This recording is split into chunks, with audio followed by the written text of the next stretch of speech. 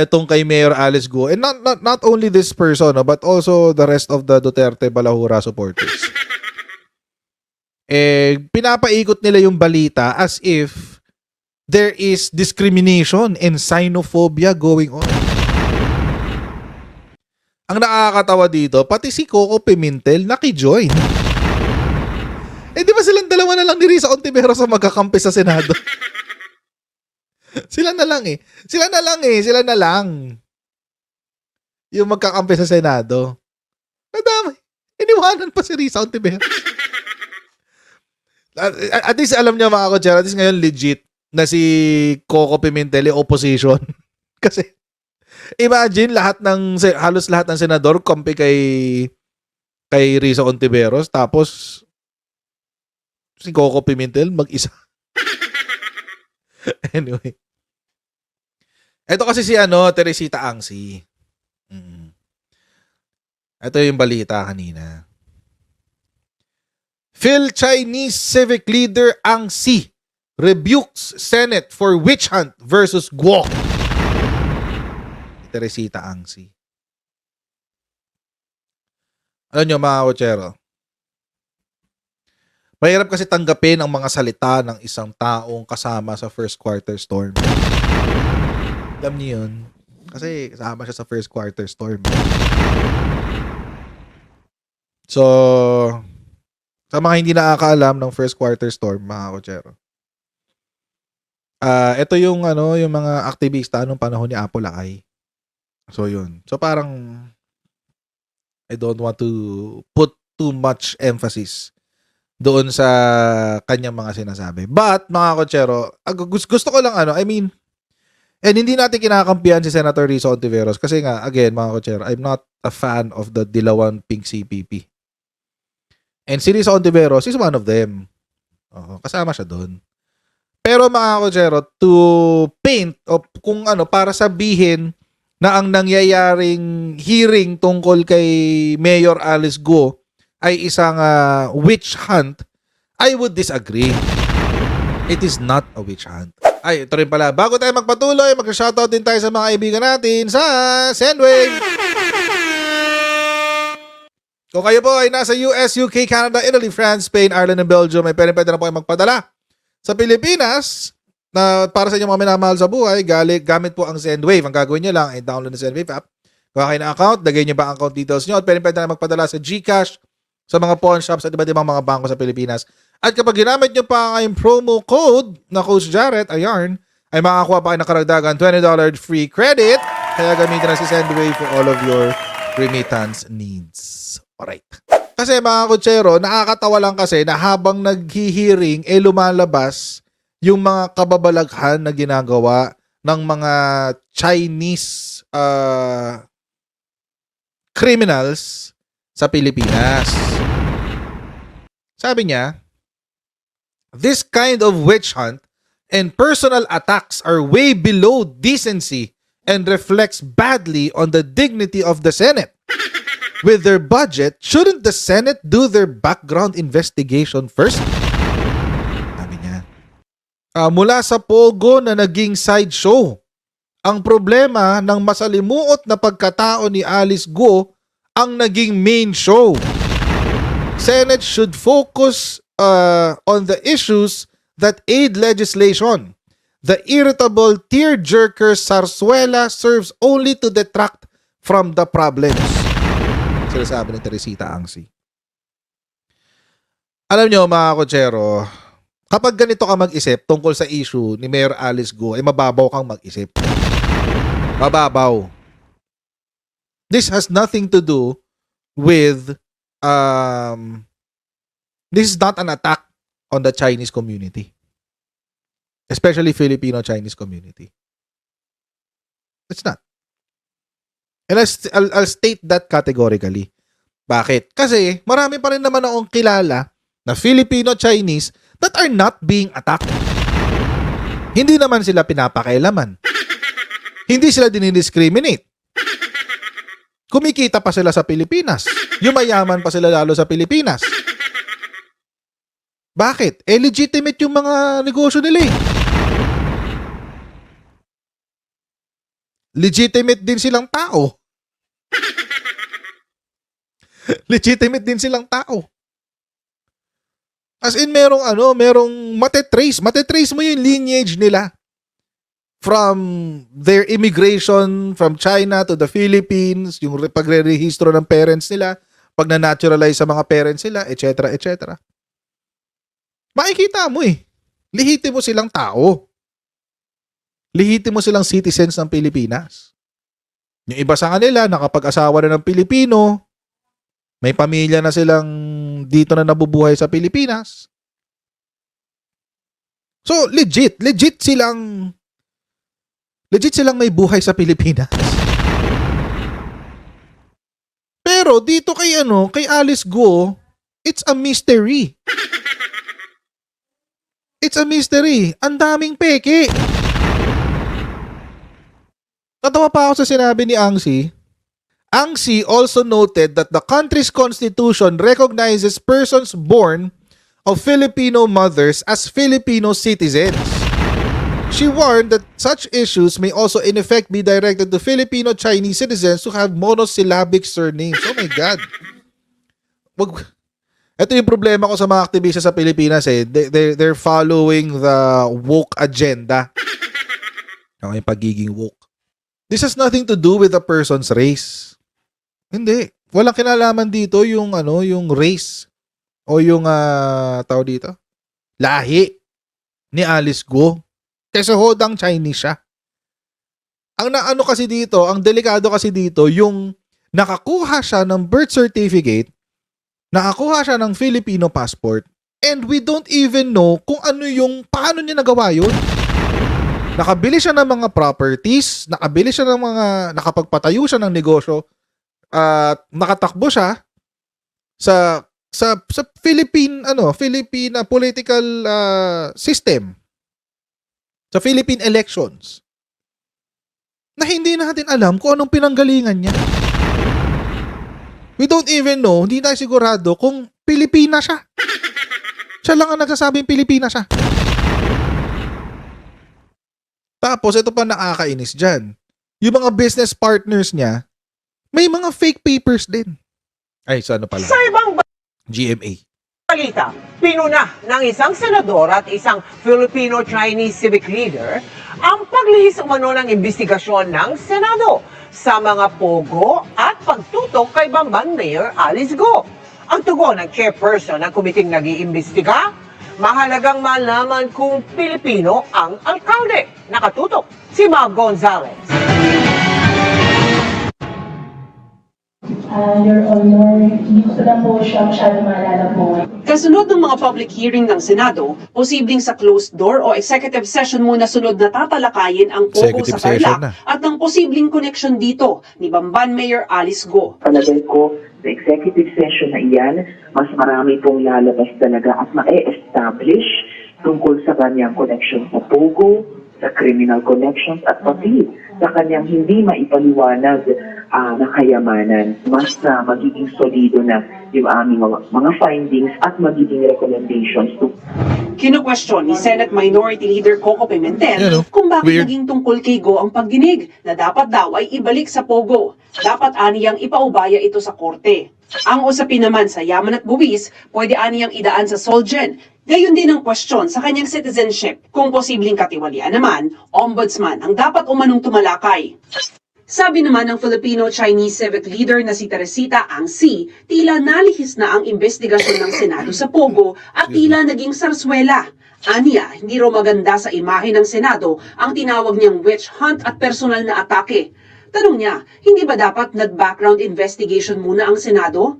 Kabilang sa kinisyon ni Angsi, ang pag-usisa sa umano'y nobyo ni Go, pati kanyang marangya umanong pamumuhay at kakayahang mag-Mandarin at Fukien na ano raw bang kinalaman sa kanyang pagiging Pilipino. Kinikilalaan niya ng konstitusyon ang mga may Pilipinong ina bilang Filipino citizens, kaya huwag sanang mapuntirya din ang iba pang Chinoy dahil sa politika. Balikan natin tong punto na to. Gusto kong balikan to Kanina pa ako nagigigil sa punto na to. Itong point na to. Kailangan, nire-recognize daw kasi ng Constitution is the Filipino lineage through the mother. Okay. Sige, granted. Yan ang sinabi niya let's give her let's play the devil's advocate. O sabihin na natin na ang nakasulat sa papeles niya ay she's of a Filipino mother. Sabihin na natin. Ang problema, yung parents niya walang record. Sa dinami-dami ng naging magulang sa Pilipinas, lahat sila walang record. Paano sila nakapag-aral? Paano sila nakakuha ng benepisyo sa gobyerno? Paano sila nagre-remit ng income tax? For that matter. Requirement yun para mag-file ka, para mag-apply ka ng TIN ID. Para ma-issuehan ka ng TIN. Wag na nating kasi ito yung ito yung mga argumento na na hindi lumilipad. Lalo na pag may ganito. PSA na nagsabi niyan. Senators expressed their belief yesterday that Mayor Alice Guo is not a Filipino citizen after major discrepancies were found in her birth certificate issued by PSA. These were revealed when the committee held its 8th hearing, etc., etc. Ontiveros also said the mayor's parents have no PSA record of being married, contrary to what was listed in Guo's birth certificate that they were married. Paano ngayon yan? Tapos, responding to a question raised by Senator Sherwin Gatchalian on whether Amelia Leal is not a real person, lawyer Eleazar Ambatali, the PSA's legal service director, said it is possible that there are several irregularities in this birth certificate. Wala eh. Kahit yung sa parents, wala. Seriously. Kahit sa parents, wala. Kahit yung sa nanay. Kasi meron nakalistang mother sa birth certificate. May nakalistang mother.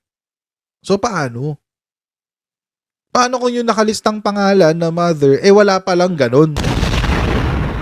So, ano citizenship niya? Unknown. We don't know. Ibabase lang natin dun sa late registration niya sa PSA. That's it. Alam niyo mga kotsero, hindi naman to lilitaw lahat kundi dahil sa Pogo eh. Hindi to lilitaw lahat kundi dahil dun sa Pogo na kaso. So, in essence, mga kotsero, kung tutuusin, this is still an investigation about the Pogo. Tungkol pa rin to sa Pogo. Nagkataon lang, mga kotsero, na isa sa mga bagay na ginawa para makapagtayo ng Pogo sa Pilipinas ay pumeke ng Philippine documents. Actually, hindi pineke yung documents eh. Kumuha sila ng authentic Philippine documents using falsified information. Yun yung tama. Yun tama dun. Kasi authentic eh. Authentic yung birth certificate eh. Authentic din yung passports. Pero, mali yung impormasyon. Yun ang issue dyan. Paano nangyari yun? Kasi mga kotsero, kung ikaw ay isang Chinese citizen, hindi ka pwede magmay-ari ng lupa. Kahit American citizen pa, kahit baka sabihin nyo, racist ako masyado, Chinese lang, ganun. Hindi, maski Kano, Kastila, Indiano, lahat yan. Basta foreigner ka, hindi ka pwede magmay-ari ng lupa. Bakit si Guo nakapag-may-ari ng lupa? Bakit yung lupa niya ay naibenta niya sa mga Chinese who are using fabricated information but authentic Philippine documents. Yun yung nakakatakot dun eh. Falsified information pero authentic documents. Parang ito, alam niyo, I'm sorry, I have to bring this up again kasi matagal nang settled to. May decision ng RTC dito. For example, si Norman Mangusin, nakakuha ng late registered birth certificate. Nakapagpalit siya ng pangalan, Francis Leo Marcos. Late registered birth certificate. How much more kung may pera ka tulad ng mga Chinese na to? Yun yung problema dyan. It doesn't only apply to foreigners, it also applies to Filipinos.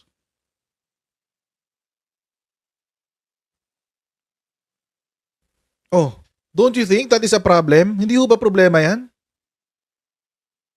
Pilipino ka, may dalawa kang identity? Baka mamaya, bukas, pwede ako makakuha ng birth certificate, ibang pangalan. Sabihin ko, late registered lang ako.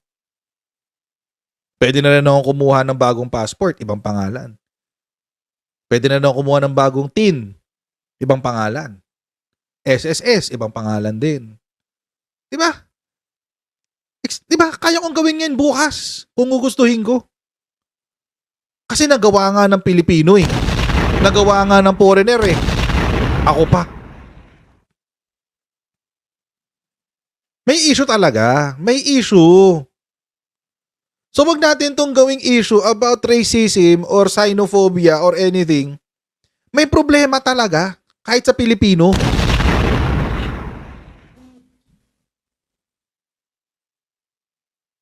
Nagkataon lang, ginamit yung sistema na yan na pandaraya na ginagawa ng mga Pilipino, ginamit lang sa foreigner.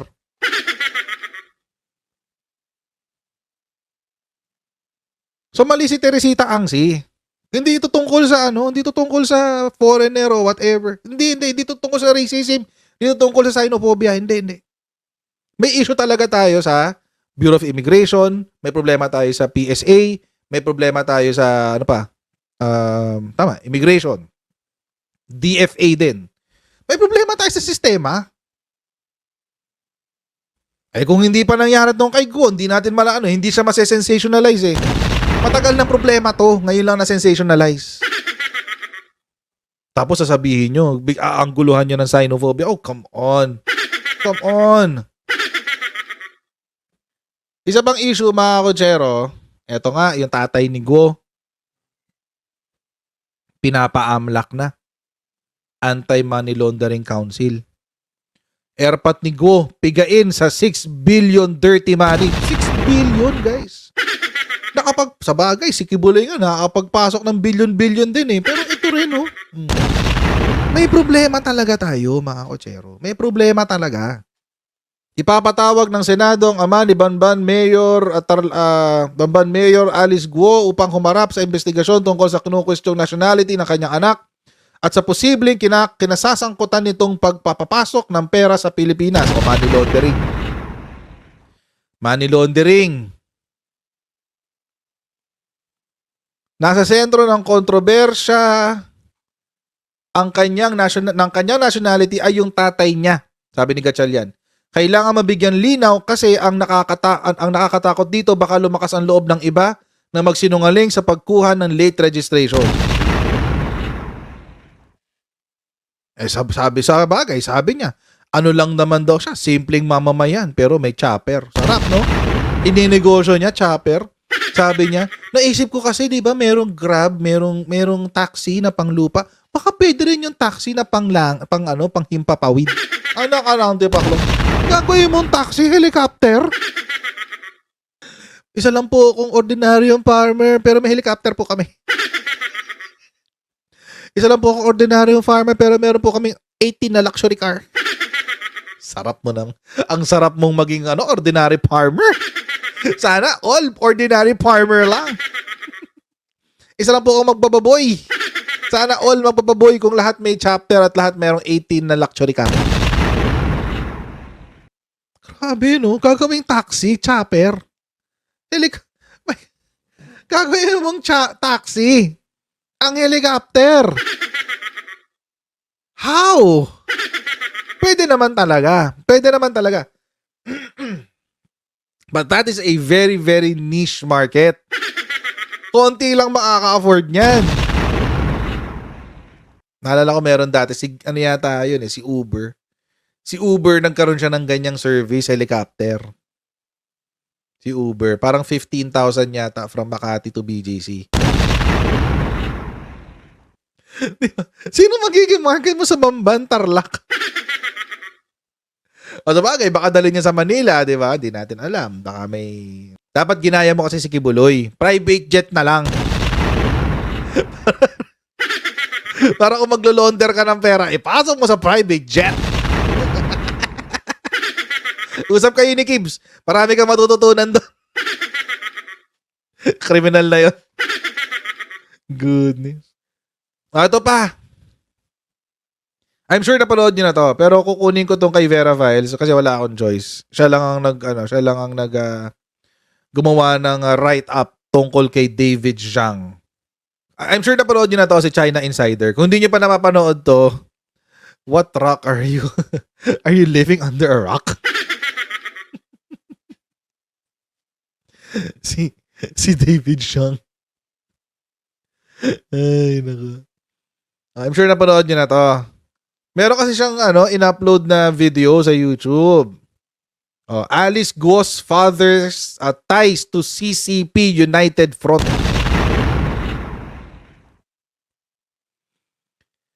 Zhang provides some morsels of information that may possibly link Guo's family to a CCP-managed money laundering enterprise. Yan, tindi. Oo, si David Zhang. Sabi niya, sabi to ni David Zhang, Alice Guo's connection to the CCP is not to be undermined. Huwag daw maliitin ang kanyang koneksyon sa Chinese Communist Party.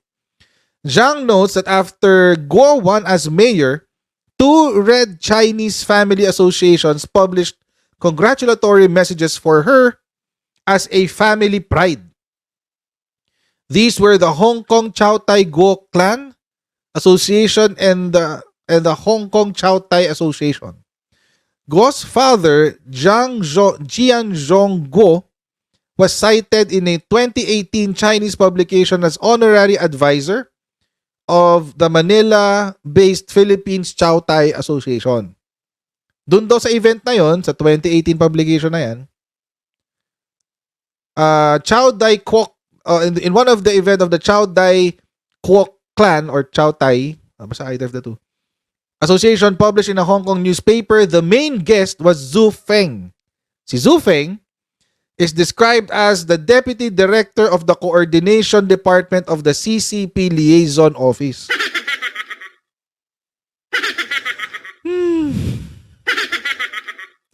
Ibig sabihin, mga kotsero,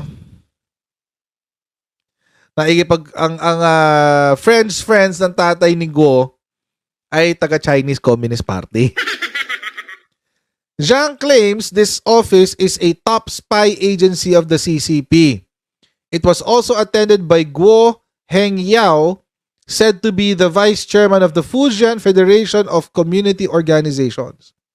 These associations, Zhang explains, have ties to the so-called United Front. Baka so-called ka naman, Vera Piles. Totoo yung United Front. Kaya hindi ako nakakuha talaga dito kay Vera Piles kaso sila lang sumulat ng write-up tungkol kay sa ginawa ni David Zhang Si United Front, mga kotsero, kinwento ko na po yan sa inyo noong nakaraan. Si United Front, ang bumuo po niyan, eto to, United Front, a very massive network of overseas Chinese associations that speak for and do the bidding of the CCP. Zhang posits that the presence of big Communist Party bosses in these events is an indication of ties to the CCP. In these events, there was the presence of Alice Guo's father's association members from the Philippines. Zhang believes that Alice Guo's election as mayor is consistent with the CCP United Front objective of achieving overseas reach. The work often comes with economic incentives because they do the work of the CCP. Among the fringe benefits are capital and designer clothes. Yon.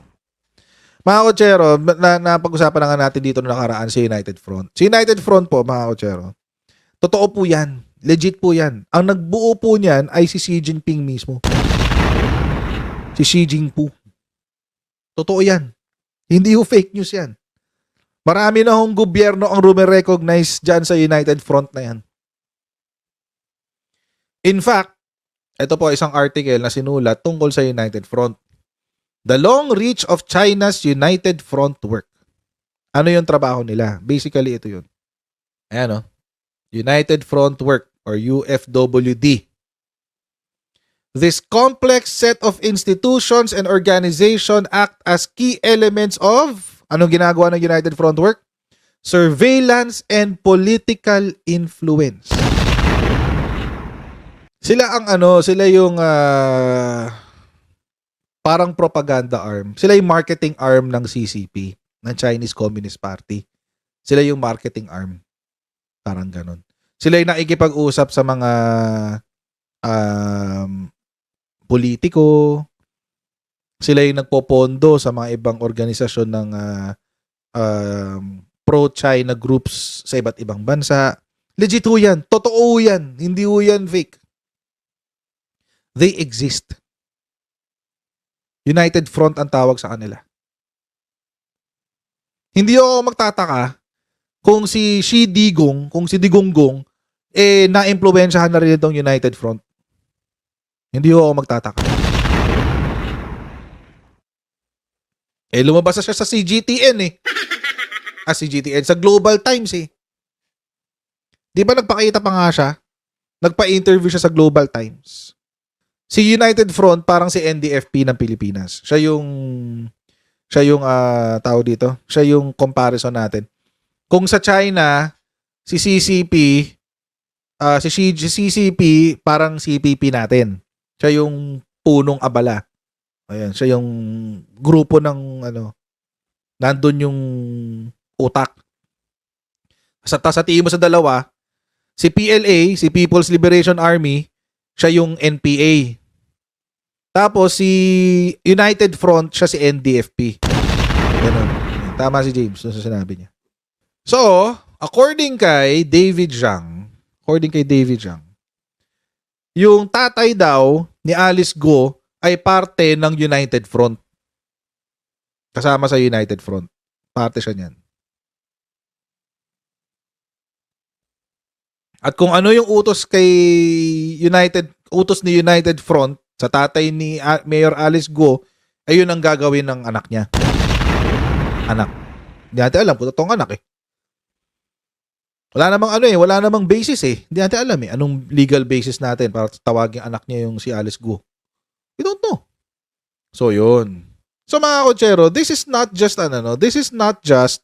an issue about race. May national security element ka dito. Meron ka talagang elemento dito na national security. And peace and order pa nga kung tutuusin Kasi nga, last year, ito. Sabi ni Congressman Barber, some Chinese in the Philippines submit fake papers to obtain government documents. March 7, 2024 na hearing.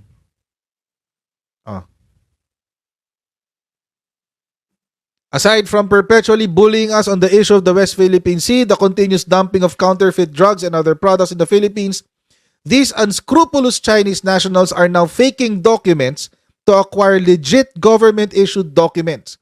They're also doing all sorts of schemes in our country. Totoo yan. Hindi yung fake news yan. Alam nyo kasi, kung fake news yan, dapat wala tayong maririnig na balita or walang lalabas na ganitong klaseng issue. Pero meron. At hindi lang siya isang beses. Kung isang beses lang medyo pagdududahan ko pa yan Kung isang beses lang. Kaso hindi Ilang beses Ilang beses? Ang dami. Ilang instances na merong Chinese na nahuli holding fake, hindi fake holding inauthentic, hindi rin inauthentic, kasi authentic passports They're not fake documents kasi nilabas talaga siya ng ahensya. Pero, Chinese yung humahawak at hindi siya Filipino citizen. Fraudulent passports. Hindi rin fraudulent passport kasi totoong passport nga siya Totoong passport siya So, I don't know what to call it. Seriously, I really don't. Hindi rin counterfeit kasi totoo siya.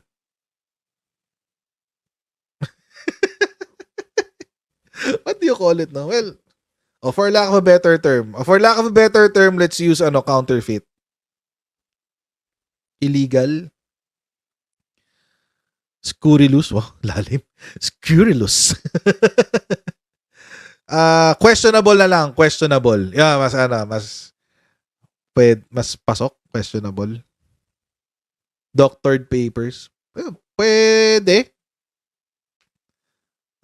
Fictitious. Grabe. Ang interactive ng chatroom natin ngayon. Hindi kayo naka-fentanyl. Active kayo eh. Anyway. Wala naka-fentanyl sa chatroom natin. Wala nag-drugs dito. My God, I hate drugs. Questionable na lang. Walang puncher.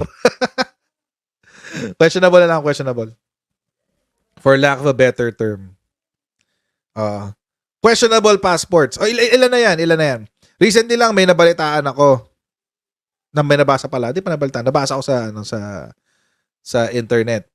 Parang 4 o 6 na Chinese citizens nahuli sa Thailand holding Philippine passports. Pero nagtaka yung receptionist sa reception. Nagtaka siya kasi tinanong niya, Pilipino kayo? Gumanon. Nagtagalog si receptionist. Nagtagalog. Pilipino kayo? Saan kayo sa Pilipinas? Gumanon eh. Gumanon yung receptionist eh.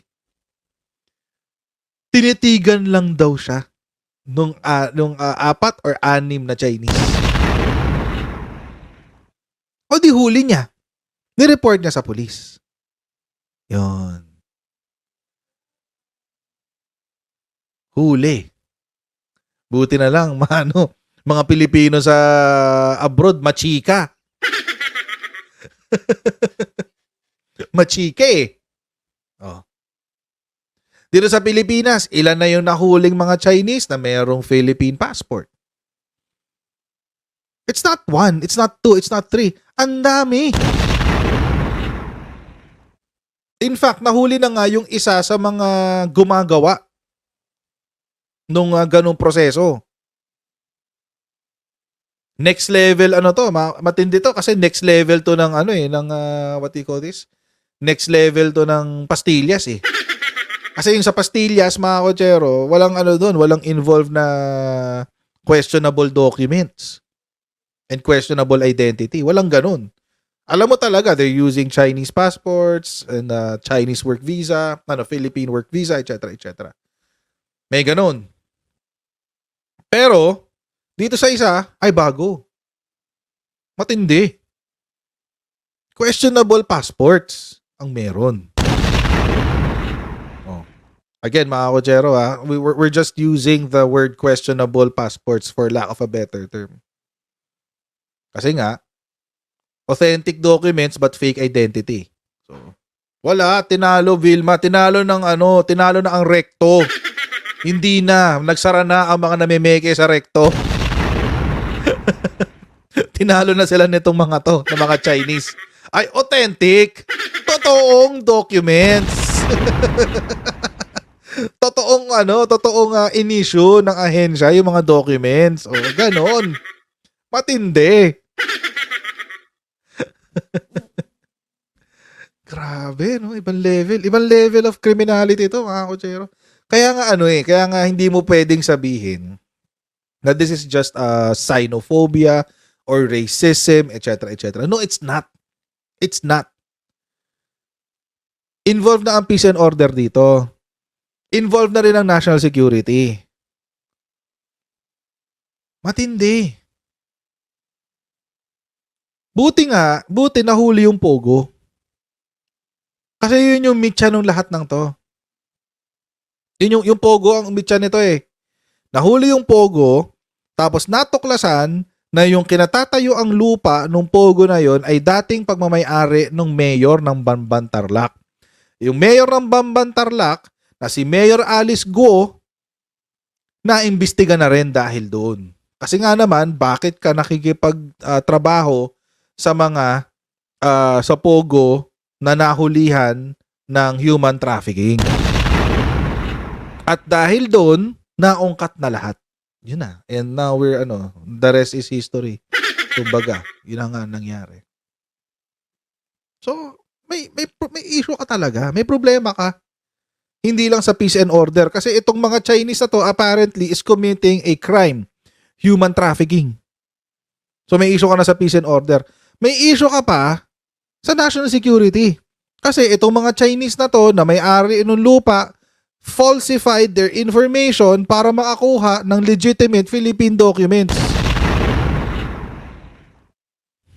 So mga Kutsero, once again, good morning, good afternoon, good evening po sa inyong lahat.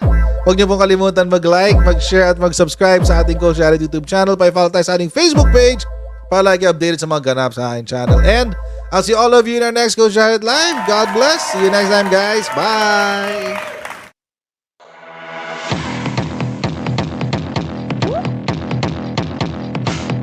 Pag ganun, huwag natin gawing tanga mga Pilipino. Mas maganda kasi nasa lugar ka ng tama kaysa yung pinipilit mo yung pagkakamali.